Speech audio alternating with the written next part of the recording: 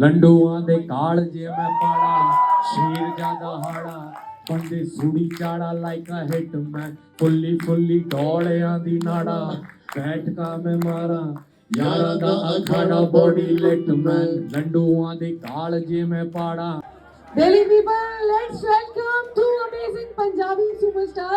एक बार जोरदार तालियां हो जाए, come on. उस एक शॉट के लिए 2.5 महीने प्रेप हुआ था, एक सिंगल शॉट के लिए, और वो we were able to execute that shot. जब आप देखेंगे तो मुझे नहीं लगता कि मैं कहूँ, but I think it's something which we haven't seen. तो वो कहते हैं कि हर एक इंसान की जिंदगी में एक समय आता है जब उसे तय करना होता है कि पन्ना पलटना है या किताब बंद करनी है. आपसे मुलाकात होती है तो और भी स्पेशल होता है, और इसलिए और भी स्पेशल है क्योंकि मेरे भाई हनी भाई भी नाल ही हैं, और इनसे भी जब जिंदगी की शुरुआत हो रही थी तो साथ ही थी 16 साल पहले, जब हम लोगों ने सोचा था कि साथ में कुछ करना है, और बोलते कि वाहिगुरु कुछ और सही समय ढूंढता है करने के लिए, और फतेह से बेहतर कोई समय नहीं था. और मुझे याद है कि जब मैं पहली दफ़ा पिक्चर खत्म होने के बाद मैं भाई के पास गया कि यार एक ऐसी फिल्म मैं कुछ बनाना चाहता हूँ फिल्म के लिए, और आपके बिना फिल्म अधूरी है. और जब भाई ने देखा तो बोला कि यार इसके लिए कुछ ऐसा करेंगे ताकि लगे कि जब दो पंजाबी इकट्ठे हो जाते हैं ना, फिर तो हमेशा फतेह ही होती है. और इस जर्नी की शुरुआत भी दिल्ली से हुई आप लोगों के साथ. बड़ा मजा आ रहा है. बस यही कहूँगा कि वाहिगुरु जी का खालसा, श्री वाहिगुरु जी दी फतेह. So sir, tell me more about this movie and आपका comeback. आपको क्या फील हो रही है? You are feeling like? Comeback तो भी कोशिश कर रहे हैं अभी. कमबैक ये इसको मैं नहीं कहूँगा. पाजी कमबैक उनका होता है, जाते हैं इधर ही है, इधर से शुरू होता है, इधर से. तो पाजी कहते हैं भाई आपका वक्त जरूर आएगा और देखना एक दिन बॉलीवुड आपके पास आएगा. मैं कहा ऐसा लगता है आपको? तो फिर पाजी ने बम्बई जाके जितने भी पाजी के सर्कल के बड़े बड़े music director, producer, film director, film makers, सबको मेरा नाम रेफर किया कि एक लड़का है जो मोहाली में बहुत अमेजिंग साउंड क्रिएट कर रहा है, तो आपको उसके पास जाना चाहिए. किसी ने यकीन नहीं किया मुझ पर, कोई नहीं आया. लेकिन फाइनली जब धीरे धीरे लोग आने लगे तो फिर मैं उसके बाद जब बॉलीवुड होने लगा तो मैं सोनू पाजी से फिर बॉम्बे में मिला. तो पाजी मेरे को कहा, मैंने तुम्हें कहा था कि एक दिन ये सब कुछ होगा. तो पाजी एक विजनरी है और एक भाई है जो हमेशा से हर मुश्किलों में लोगों का साथ देते हैं. ये अपनों का तो साथ देते हैं और पूरी दुनिया जानती है ये, जिन लोगों को नहीं भी जानते उनके लिए कितना कुछ करते हैं, अपना सब कुछ दांव पे लगाते हैं. तो एक डेफिनेटली एक ऐसे आदमी के लिए जो एक फिल्म मेकर, एक एक्टर से ज़्यादा इन्होंने अपना पूरा लाइफ डिवोट कर दिया है लोगों की सेवा के लिए. ये सिर्फ करते हैं, बस इनको करना है. इनका दिल जो है वो मैंने देखा है सिर्फ लोगों की सेवा में. इनका फोन गाड़ी में बैठो, कभी किसी का काम करवा रहे, कभी किसी का काम करवा रहे, कभी किसी का काम करवा रहे. तो ऐसे लोग हमारी इंडस्ट्री में बहुत कम है जो साथ खड़े होते हैं, बिलीव करते हैं अपने लोगों के लिए. तो ऐसे लोगों की फतेह नहीं होगी तो किसकी फतेह होगी? Wow. So, and now we are all set to have the wonderful questions from the media. Please be seated. सबको जानना है. हेलो हेलो बता दूं? हर टिकट पे पैसे नहीं खर्चेगा तू. फतेह की शुरुआत हुई थी रियल इंसिडेंट से. जब मैं लोगों की मदद कर रहा था तो बहुत सारे लोगों के साथ साइबर फ्रॉड्स हो रहे थे, इंस्टेंट लोन ऐप्स, किसी ने सुसाइड कर लिया. ये सब जब इंसिडेंट्स देखे तो मुझे लगा कि ये कहानी लोगों को बतानी ज़रूरी है. लेकिन आज की दुनिया में अगर आप सिर्फ किसी को बताना चाहो तो लोग सुनने के लिए तैयार नहीं. तो उसके लिए एंटरटेनमेंट ज़रूरी था, एक्शन ज़रूरी था. और जब मैंने कहानी लिखनी शुरू की और इसको प्रेप करना शुरू किया तो करीबन 1.5 साल लगा मुझे उसको पिक्चर शुरू करने से पहले, और 1.5 साल करीबन शूट करने में लगा. तो 2.5-3 साल पिछले मैंने इसी फतेह को दिए. पर मकसद एक ही था कि हिंदुस्तान में मैं बड़ी सारी फिल्में की 12-13 भाषाओं में, तमिल, तेलुगु, कन्नड़ा, मराठी, चाइनीज़. पर मैं हमेशा मानता था कि अगर कोई ऐसी फिल्म बने जहाँ पर बोले कि अगर एक्शन है, साउंड डिज़ाइनिंग है, एडिटिंग है तो इंटरनेशनल लेवल की हो. बस उसी को इकट्ठा करते करते समय लग गया, और आज जब आपके सामने आ रहा है तो आई होप कि इस फतेह की फतेह ज़रूर हो गया. Hi Sonu. Thank you so much, perfect title for us. पाजी के साथ हम लोगों ने एक सपना साथ में देखा था 16 साल पहले, आज उस सपने की फतेह आज हुई है। Hi Sonu, hi Honey. This is Pranjali from India Today Aaj Tak. या हाय हाय। Hi, my question is for Honey. So Honey, आजकल हम देख रहे हैं हमारे जो सिंगर्स हैं उन पे काफ़ी restrictions हम देख रहे हैं उनके कॉन्सर्ट्स पे, चाहे वो वॉयलेंस को लेके हो, चाहे वो किसी और चीज़ को लेके हो, तो इस पे आपका क्या टेक है? आप ये सवाल पूछ रहे हैं एक समंदर से जो कभी नदी था। तो नदियों को रोकने के लिए कई डैम बनते हैं लेकिन नदियां रोक नहीं पाती हैं, तो एक दिन वो भी समंदर बन जाती है। तो जितने भी मेरे भाई हैं, चाहे वो दिलजीत भाई है, चाहे करण है, चाहे और भी कोई आर्टिस्ट है जिसके रास्ते में कुछ रुकावटें आ रही हैं, कुछ डैम्स बनाए जा रहे हैं, तो मुझे लगता है कि वो उसको पार कर लेंगे। ये सब चीज़ें तो होती रहती हैं और मैं अब समंदर बन चुका हूँ, खारा हो चुका हूँ किसी काम का नहीं। मेरा एक सवाल आपसे और था कि हमने अभी आपको एपी की कॉन्सर्ट में दिखाया था, सरप्राइज गेस्ट, तो आपका कोई अपकमिंग कोलैबोरेशन है उनके साथ, दिलजीत के साथ, करण औजला के साथ? हाँ, डेफिनेटली एपी के साथ हम लोग 2024 से काफ़ी कोशिश कर रहे थे साथ में बैठने की। मेरी एल्बम ग्लोरी में एपी का गाना था, लेकिन हम किसी वजह से साथ में बैठ नहीं पाए। मैं ऑनलाइन जैमिंग नहीं करता हूँ कि आपने व्हाट्सएप पे कुछ भेज दिया और मैंने व्हाट्सएप पे भेज दिया अपना वर्ड्स करके या म्यूज़िक बना के। So I want my artist to be in studio with me, to live minimum 1 week with me. I have to understand his psychology, his behavior, his interest about different kind of music. Then I brainstorm everything and create a collaboration. So मैं भी बहुत busy था, AP बहुत busy था।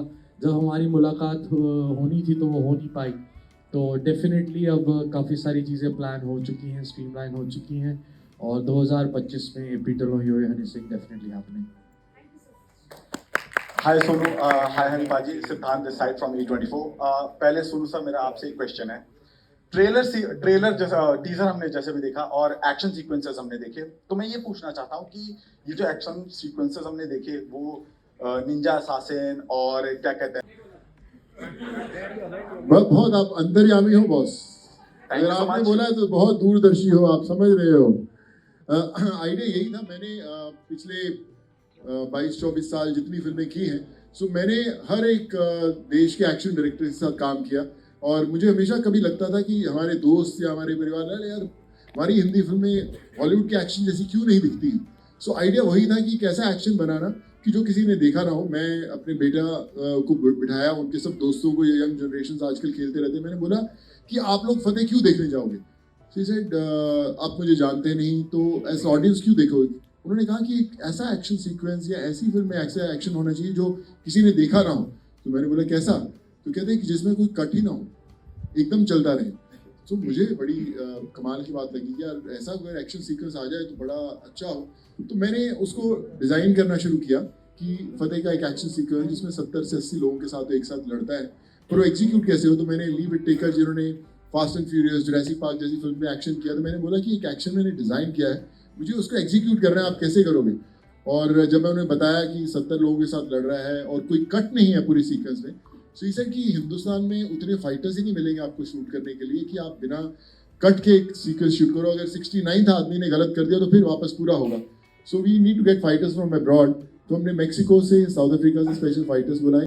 उस एक shot के लिए 2.5 महीने प्रेप हुआ था, एक सिंगल शॉट के लिए, और वो we were able to execute that shot. जब आप देखेंगे तो मुझे नहीं लगता कि मैं कहूँ, but I think it's something which we haven't seen. वो ऐसा शॉट है जो पाजी ने मुझे घर पे दिखाया था, गाना नहीं बना था और मैं पागल हो गया था देख के। रफ दिखाया था और इतना क्रेजी है वो, इतना लंबा शॉट है लेकिन आप इन्वॉल्व इतना हो जाओगे और जब वो खत्म होगा तो आपको यार एक बार दोबारा ये क्या था, ये क्या देखा मैंने।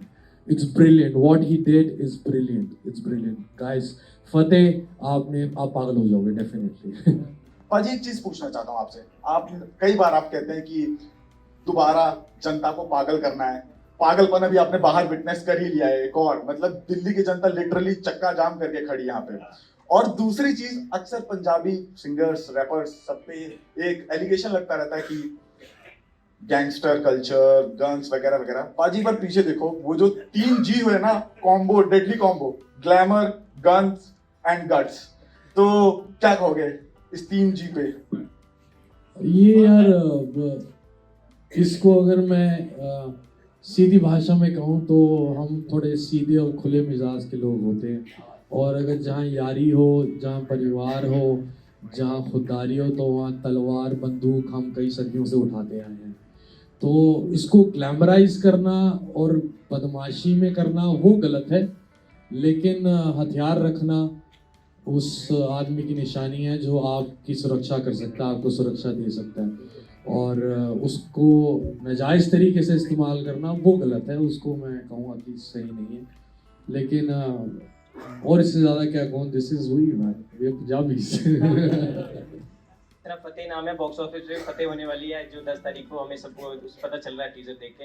तो मेरे सवाल है, इसमें पॉइंटर्स भी हैं इंडस्ट्री के, चाहे वो नसीरुद्दीन शाह हो, चाहे विजय राज सर हो, तो किस तरह थोड़ा सा मेकिंग का बताओ, किस तरह उनके साथ जैमिंग आपने की, उनके साथ काम करने, क्योंकि वो अपने आप में इतिहास है। अगर वो एक्टिंग का वो पन्ना आपने नहीं पढ़ा तो फिर आप चैप्टर बदल नहीं सकते।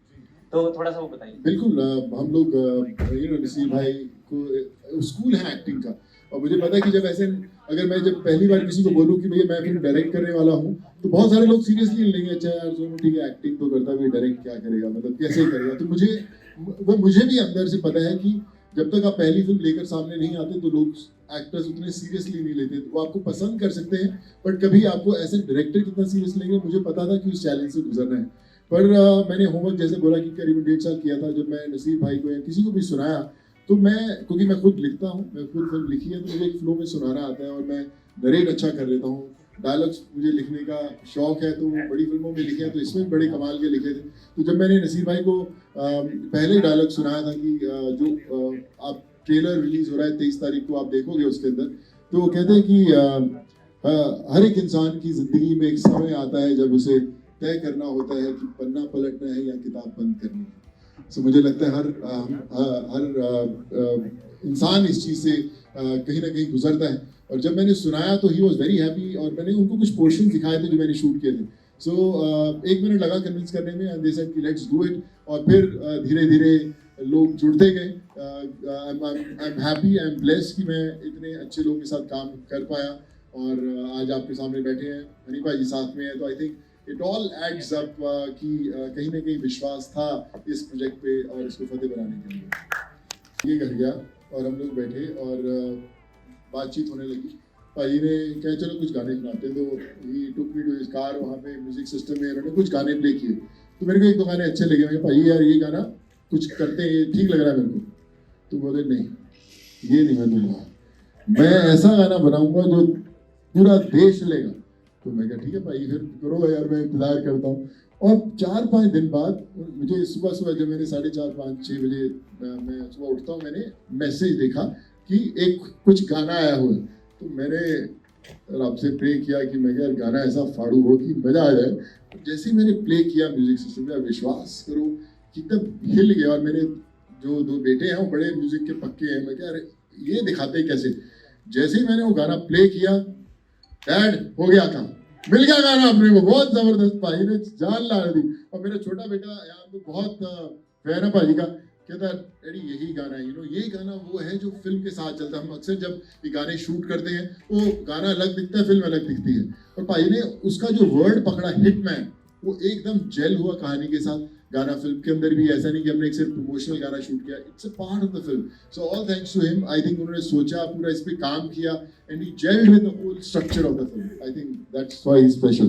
देखो सीधी सी बात है, पाजी घर आए थे तो मैंने जो इनको पहले गाने सुनाए, उस टाइम गाड़ी में बैठ के, वो रेडीमेड गाने थे, फास्ट फूड था। तो पंजाबी भाई घर आएंगे तो साग खिलाएंगे, चाउमीन थोड़ी ना खिलाएंगे। तो ये हिटमैन जो गाना है स्पेशली पाजी के लिए साग हमने बनाया है, घ्यो पा के। हाँ, होप थानू सारे पसंद आऊगा।